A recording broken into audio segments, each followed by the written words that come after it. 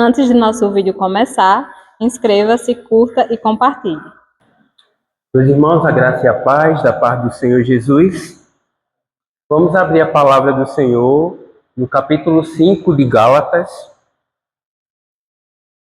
Leremos do versículo 13 até o 15. Gálatas 5, versículo 13 até o versículo número 15. Diz assim a palavra do Senhor: Porque vocês, irmãos, foram chamados à liberdade, mas não usem a liberdade para dar ocasião à carne. Pelo contrário, sejam servos uns dos outros pelo amor. Porque toda a lei se cumpre em um só preceito, a saber, ame o seu próximo como a você mesmo. Mas se vocês ficam mordendo e devorando uns aos outros, tenham cuidado para que não sejam mutuamente destruídos. Vamos orar. Senhor, fala conosco por meio da tua palavra, que nesse momento de pregação do Evangelho, eu e os meus irmãos sejamos edificados pela tua lei. Ora sim, em nome de Jesus, teu Filho. Amém. Bem recentemente, meus irmãos, semana passada, eu ouvi em uma das minhas aulas lá na graduação de filosofia o seguinte da boca do meu professor. Quando nós lemos a Bíblia, principalmente as cartas do Novo Testamento, nós percebemos que o foco do apóstolo Paulo é basicamente duas coisas: a morte de Jesus e a ressurreição dele. De modo que, para o apóstolo Paulo, pelo menos, nada além disso importa. Apesar do apóstolo Paulo, de fato, pregar Cristo e este crucificado, focando nos eventos que falam sobre a morte do Senhor e a sua ressurreição, o apóstolo Paulo também nos apresentou quais são as implicações práticas dessa mesma pregação na vida cotidiana dos crentes. Ou seja, o Senhor Deus, através do apóstolo Paulo, demonstrou se preocupar, se importar não somente com o que vocês e eu cremos a respeito dele, mas o Senhor se interessa também pelo que você e eu fazemos com aquilo que nós cremos a respeito dele. O nosso texto de hoje vai tratar de forma muito clara e muito direta exatamente sobre isso. Em resumo, nós vamos ver que quando o crente entende o Evangelho, quando ele compreende espiritualmente as verdades a respeito da pessoa de Jesus,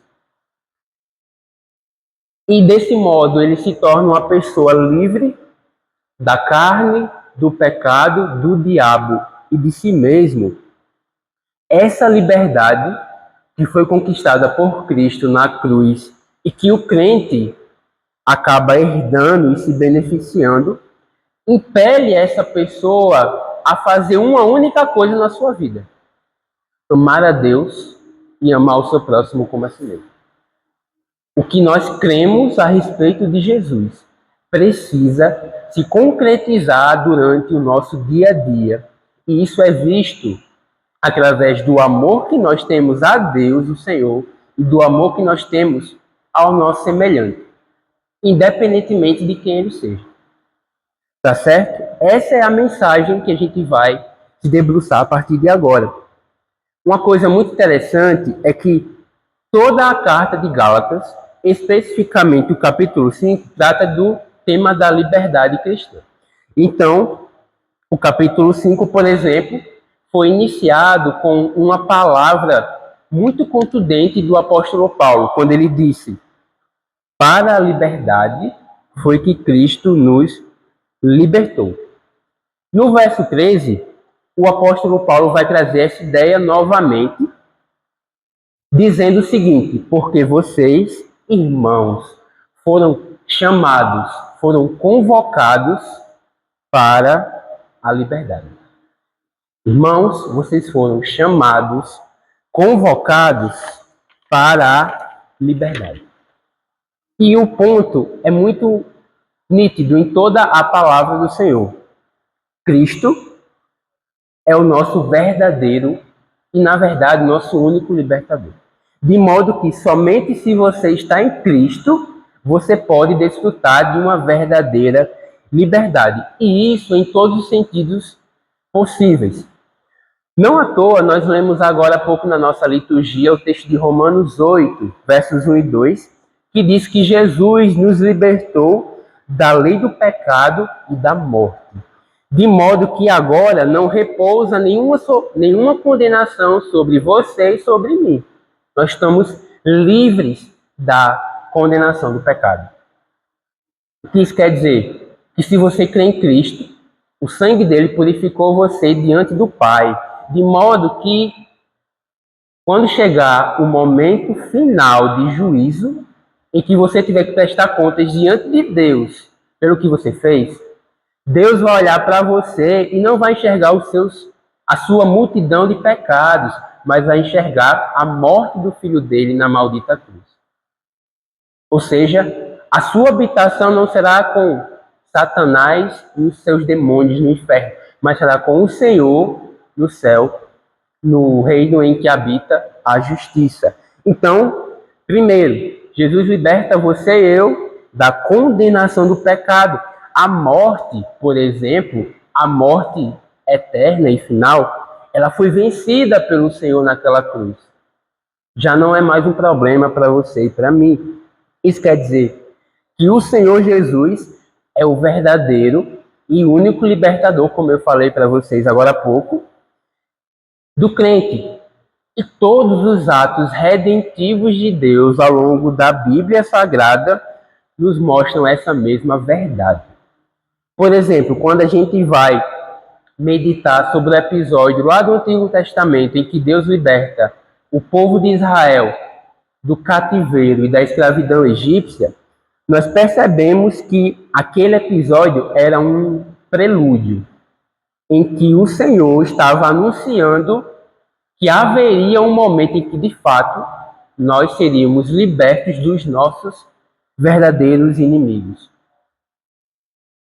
O pecado, a morte e o diabo. Quando a gente anda mais um pouco na Revelação e a gente chega no livro de Juízes, no período tribal, nós vemos que existe um ciclo que se repete regularmente durante todo o livro. O povo cai em pecado. O pecado traz consequências e essa consequência é a opressão dos inimigos. O povo se arrepende e clama a Deus. Deus ouve a oração e levanta um libertador.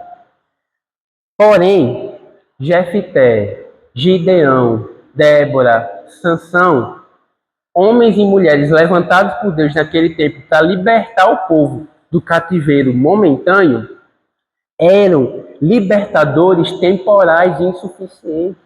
Posteriormente, o povo voltava a ser escravizado por outros inimigos. O que isso quer dizer é que aquele momento era um símbolo que apontava para uma libertação muito maior do que uma libertação de homens e de exércitos. Aqueles momentos apontavam para a libertação definitiva e final. Libertação essa trazida pelo nosso verdadeiro libertador. Seu nome, Jesus Cristo. Por isso que ele mesmo, no Evangelho de João, capítulo 8, verso 36, diz assim: se, pois, o Filho os libertar, vocês serão verdadeiramente livres. Somente em Cristo há liberdade. Somente em Cristo há liberdade. Nele nós somos livres para vivermos a vida que vale a pena ser vivida, que é uma vida de obediência ao Senhor. Eu gosto muito do Salmo 145, 119, versículo 45. O salmista diz: andarei em liberdade, pois tenho buscado os teus preceitos. Andarei em liberdade, pois tenho buscado os teus preceitos. Agora, uma coisa que precisa ficar muito clara para vocês e para mim aqui é o seguinte: o apóstolo Paulo, durante a carta de Gálatas como um todo, ele nos ensinou qual é a dinâmica que há entre obediência e lei. E ele nos explicou que essa dinâmica precisa ser entendida da forma certa para que a gente não caia no problema do moralismo religioso. Então, Paulo vai nos ensinar que nós não obedecemos à lei para sermos salvos, redimidos diante de Deus, pois se esse fosse o caso, não haveria liberdade nenhuma. Nós estaríamos aprisionados pela própria lei. Ele diz lá no capítulo 4 que a lei seria um guardião.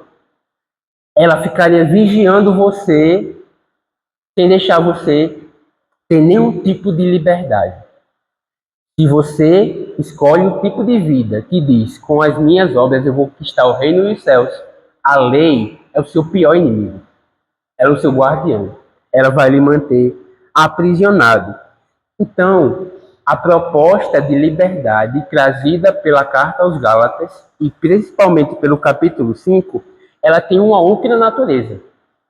Ela tem um propósito diferente. E esse propósito é: eu não obedeço à lei por temor a ela. Eu obedeço por amor a Deus. E não obedeço por temor à lei. Eu obedeço porque eu amo a Deus. E porque eu tenho como meta da minha vida glorificar o seu nome. E não fazer nada além disso. Meus irmãos, um sinal claro de que você é uma pessoa livre é quando você busca fazer a vontade do Senhor por amor a Ele. Por amor a Ele.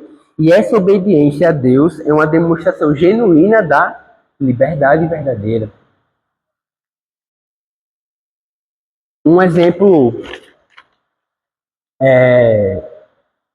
me chamou muita atenção quando eu estava estudando sobre essa passagem.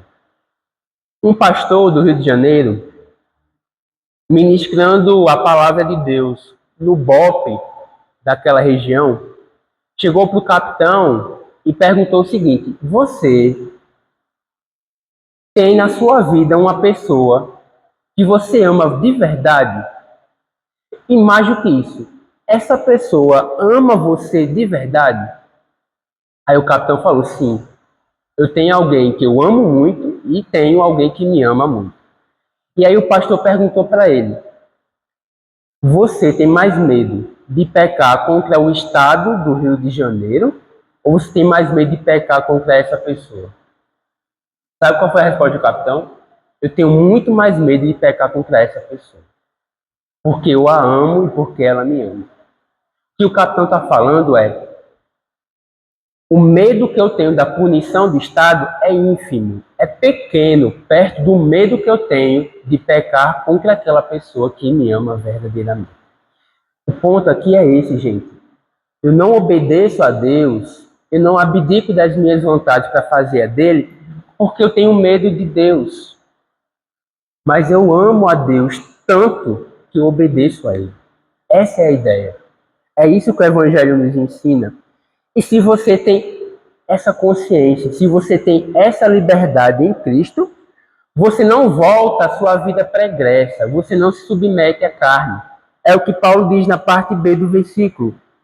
Não usem a liberdade para dar ocasião à carne. Na primeira parte do texto, Paulo tratou mais acuradamente de um grupo de pessoas específico, denominados moralistas. Esse grupo era tendencioso a seguir uma filosofia religiosa específica. Eles diziam assim: sem obediência perfeita à lei moral de Deus não existe salvação.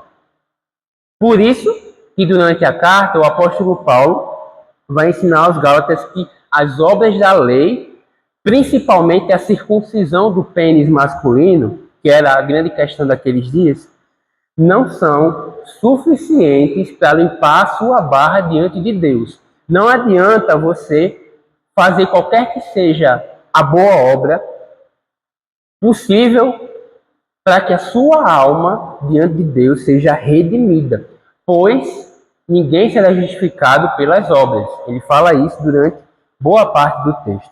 Agora, aqui no capítulo 5, a partir do verso 13, o apóstolo Paulo vai atacar uma outra deturpação do evangelho. Os moralistas não são mais o grupo em pauta. Agora ele vai tratar daqueles que são classificados como libertinos. São pessoas que diziam assim: Cristo morreu por mim, eu estou salvo, eu estou redimido, tanto faz como tanto fez o que eu faço. Eu posso viver de qualquer maneira. Eu posso viver, por exemplo, em pecado, porque o sangue de Jesus já me salvou. Então, essas pessoas esnobavam a lei de Deus, esnobavam a vontade de Deus, praticando assim obras da carne. E aí o apóstolo Paulo diz aqui: não, não e não. Não é desse jeito que funciona. Ainda somos, de certo modo, escravos, mas nós não somos mais escravos da lei, não somos mais escravos do pecado. A nossa escravidão é a Cristo. Eu sou escravo de Cristo e eu vou viver a minha vida para cumprir a vontade de Cristo. Então, não fazemos o que nós queremos fazer de agora em diante, porque isso é ser escravo da própria carne. Mas nós fazemos aquilo que Deus quer que nós façamos. Isso é o que Paulo chama lá na frente, no capítulo 6, verso 2, de a lei de Cristo. E o que é essa tal de lei de Cristo? A lei de Cristo, de acordo com o capítulo 6, de acordo com o que a gente vai ver daqui a pouco, é você cuidar do seu próximo. É você amar sacrificialmente o seu próximo. O que Paulo está dizendo é que quando nós fazemos o que nós queremos fazer, nós não somos livres, mas nós somos escravos dos nossos próprios desejos. E isso é sinal de quê? Escuridão espiritual. Eu falei há pouco sobre o livro de Juízes. E lá a gente percebe que o período de maior escuridão espiritual daquelas pessoas foi quando, distantes de Deus, elas faziam aquilo que parecia agradável aos seus próprios olhos.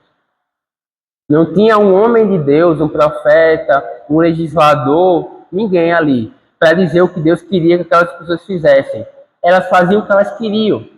E isso era sinal de escuridão espiritual. Era sinal de que Deus estava distante daquelas pessoas.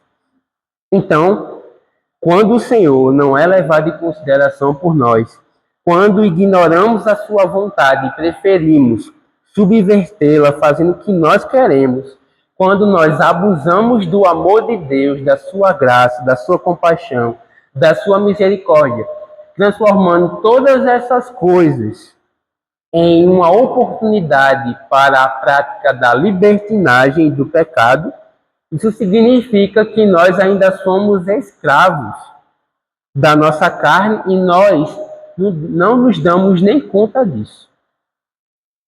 Por isso, o Senhor Jesus não nos libertou apenas da condenação eterna, como mencionei anteriormente, mas Ele também nos libertou de uma condenação no tempo presente, agora, que é a condenação que nós tínhamos sobre as nossas vidas, a condenação do domínio do pecado sobre as nossas próprias vontades. Então, quando Paulo fala aqui, no versículo 13, de carne, logicamente ele não está se referindo a essa pele aqui que cobre o nosso esqueleto ósseo. Ele está falando sobre uma inclinação que nós sofremos por parte da nossa natureza humana caída, que foi herdada pelos nossos pais, Adão e Eva, e que é contrária ao Senhor, à sua santidade. Isso quer dizer que, no versículo 13, Paulo está dizendo para vocês e para mim que a liberdade cristã não é liberdade, que liberdade cristã é liberdade do pecado. Não é liberdade para pecar. É liberdade do pecado e não liberdade para pecar. Desconfie daquele que se diz cristão e vive uma vida totalmente distante da santificação que Deus pede do seu povo. Se Deus libertou você verdadeiramente, se você nasceu de novo, se o Espírito Santo habita em você, a sua vida inteira dará frutos disso. Evidências serão vistas na sua vida da sua conversão. E a principal evidência, o principal fruto dessa libertação é o amor. Por isso, Paulo diz no final do verso 13 que nós devemos usar a nossa liberdade para servir o outro em amor. Enquanto que a escravidão da carne nos faz viver voltados para nós mesmos, buscando satisfazer exclusivamente nossos próprios desejos, a liberdade abordada por Paulo ao longo de todo o capítulo 5 e da carta de Gálatas é apresentada como uma liberdade que não conduz à libertinagem, mas que nos conduz ao compromisso de servir a outra pessoa, tendo como pilar e base para isso o amor. O amor. Trazendo isso para a nossa vida prática, pense nos seus relacionamentos com o próximo e relacionamentos aqui como um todo. Pense, por exemplo, você que é casado, na sua esposa e na sua relação com ela. Quando você se relaciona com a sua esposa, você se coloca na posição de um general que manda e desmanda na sua mulher, pensando somente nas suas próprias vontades e ignorando as necessidades dela? Será que esse tipo de comportamento está de acordo com o que você vê nessa passagem em particular, mas em toda a doutrina cristã a respeito do papel do marido no relacionamento? Faz muito mais sentido, à luz de Gálatas 5,13, que você, marido, abra mão do que você quer e de si mesmo em primeiro lugar, para que você pense na sua esposa e nas suas necessidades. A palavra fala que o marido deve amar a sua esposa como também Cristo amou a igreja e se entregou por ela. Por amor, o marido serve a sua esposa. Já a esposa, pense no seguinte: como você tem servido o seu marido? Você tem se doado por ele? Você tem servido ao seu marido, cuidando dele e o abençoando em sua vida? Às vezes a esposa até serve o marido, mas faz isso pelas motivações erradas, pelas motivações egoístas do coração humano. E quando a gente está tratando de boa obra diante de Deus, não importa só o que é feito concretamente. Deus também se importa com as nossas motivações. Uma outra área da nossa vida que, para muitos, é o grande problema, a área financeira. Quando você administra o seu dinheiro, você separa um espaço no seu orçamento para a prática da generosidade? Você pensa naqueles que são menos favorecidos do que você? Quando você está fazendo as suas contas do mês, você separa um recurso para abençoar outra pessoa que precisa de ajuda, que precisa de suporte? Ou você simplesmente pensa no dinheiro como um meio de financiar os seus projetos pessoais? Pensando na vida da igreja, como você tem usado o seu tempo e o seu dom? Você tem buscado servir o seu irmão com o seu dom espiritual, com o seu tempo, com a sua atenção, com o seu abraço, com o seu carinho, com o seu amor? E a última pergunta: como tem sido a sua relação com Deus diante de um texto como esse? O amor a Deus, acima de tudo e de todos, é uma realidade para você? O seu comportamento tem deixado claro para todos que o Senhor é prioridade em sua vida? Irmãos, Paulo já tinha dito anteriormente que diante de Deus tanto faz se você é circuncidado ou não fisicamente. O que vale para Deus, diz Paulo no capítulo 5, verso 6, é uma fé que atua e opera e trabalha pelo amor. O que vale para Deus é uma fé que atua e trabalha pelo amor. O ponto é muito simples. Com essa passagem, o apóstolo Paulo está nos dizendo que a experiência que nós temos de sermos amados por Deus em Cristo, experiência essa que foi a responsável pela nossa libertação ao fazer Jesus morrer em nosso lugar, deve afetar profundamente e positivamente a maneira como nós lidamos com o nosso próximo. A maneira como nós lidamos com o nosso próximo deve estar baseada na maneira como Deus lida conosco. Se Deus é gracioso comigo, eu sou gracioso com o próximo. Se Deus é misericordioso comigo, eu sou misericordioso com o próximo. Se Deus me ama, eu amo o meu próximo. A forma como Deus se relaciona comigo deve servir de base para a forma como eu me relaciono com o meu próximo. Ou seja, o fato de termos sido amados por Deus serve de base para nós amarmos o nosso próximo, seja ele quem for. Essa é a mensagem de Efésios 5, essa é a mensagem de Gálatas 5. E é assim pelo que Paulo fala no verso 14, porque toda a lei de Deus se cumpre em um só preceito, a saber, ame o seu próximo como você ama a si mesmo. Ou seja, é assim porque amar o outro é cumprir a lei de Deus, é fazer a vontade de Deus integralmente. A lei de Deus, ela reflete o próprio Deus. De modo que, se Deus é amor, a sua lei, logicamente, teria que ter a mesma marca. Então, a ideia do verso 14 é que o amor é o espírito da lei. O amor é o que nos motiva a cumprir a lei, é o que nos faz fazer aquilo que a lei estabelece e prescreve.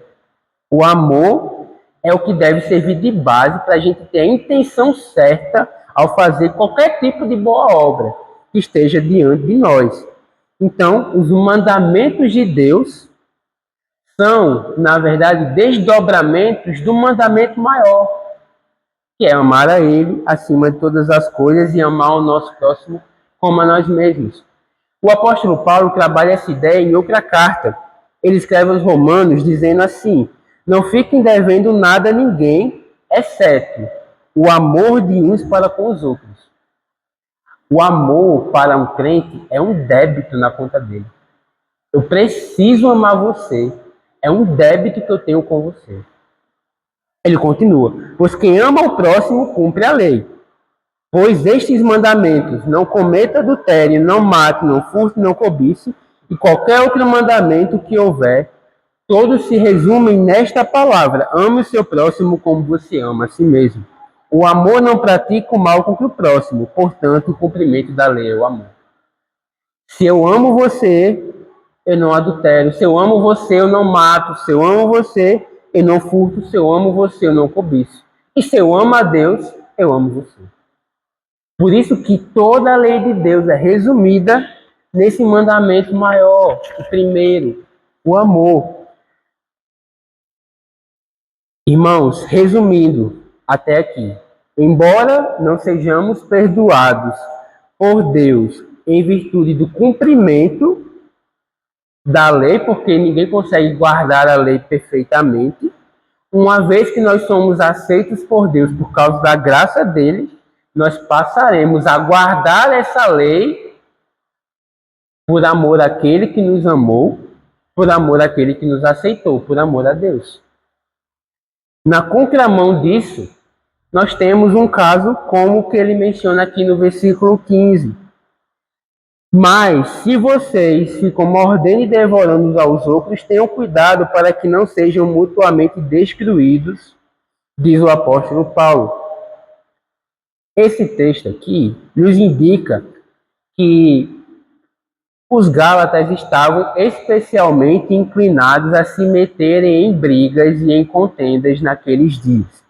Parece que de todas as manifestações da carne, essa era a que mais acontecia dentro daquela igreja. Eles brigavam entre si. Eles ficavam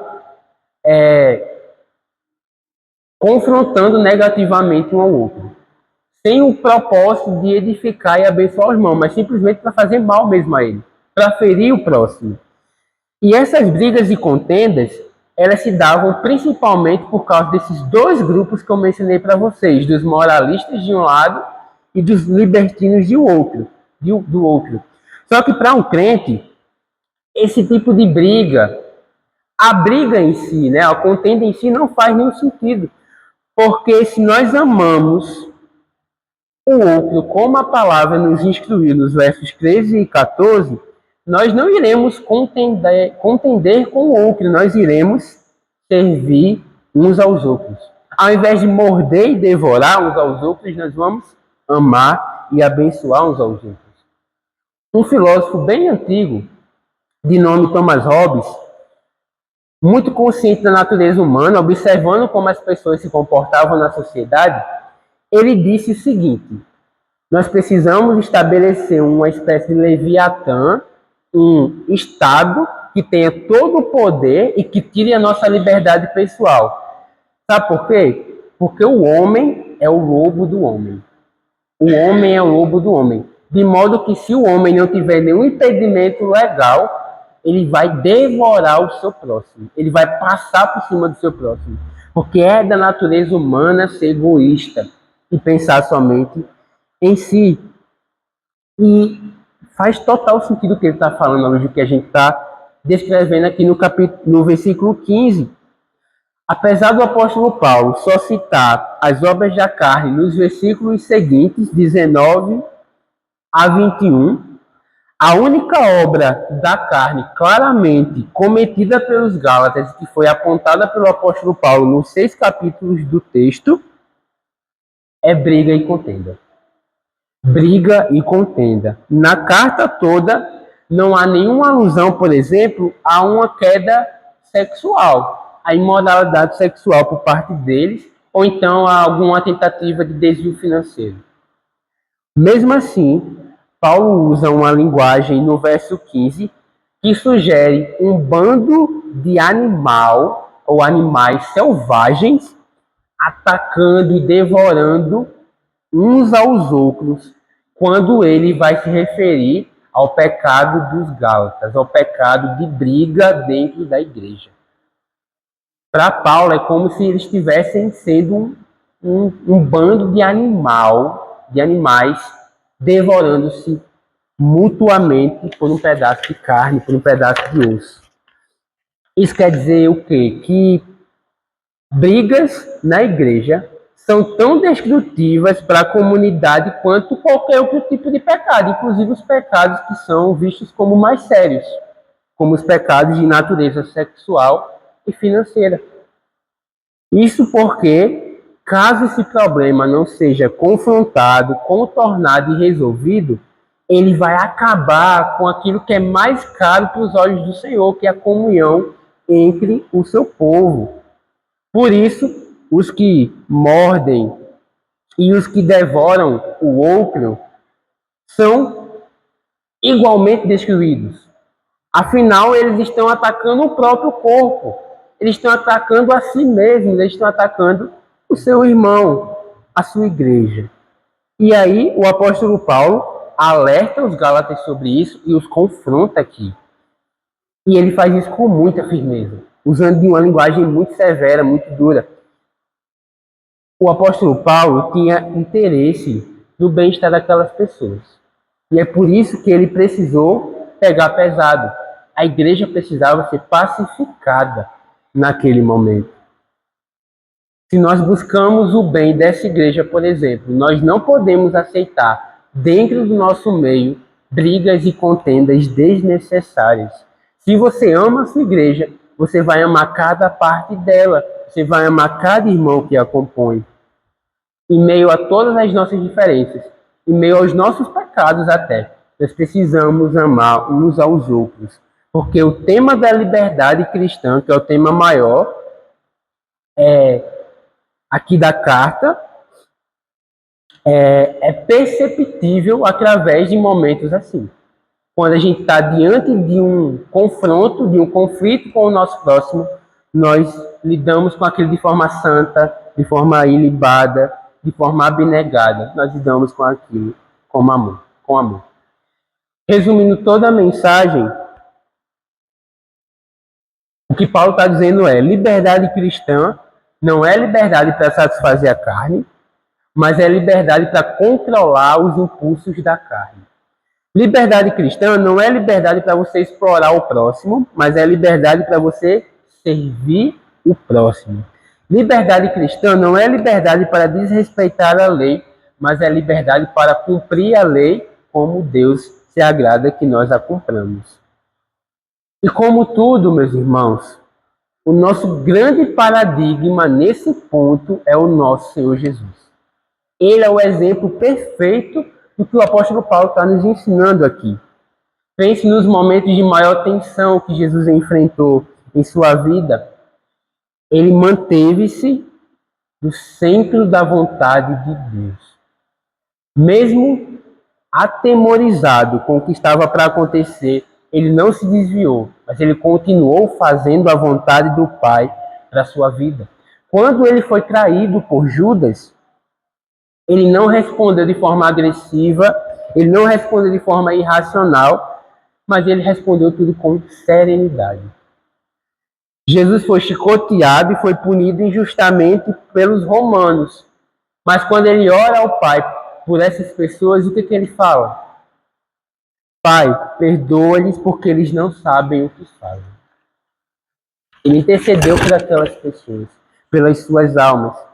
No primeiro encontro que ele teve com o apóstolo Pedro, após ter sido negado por esse homem 3 vezes, Jesus o tratou com amor e deu àquele cara o mais sublime de todos os ministérios, o ministério de pastorear as suas ovelhas.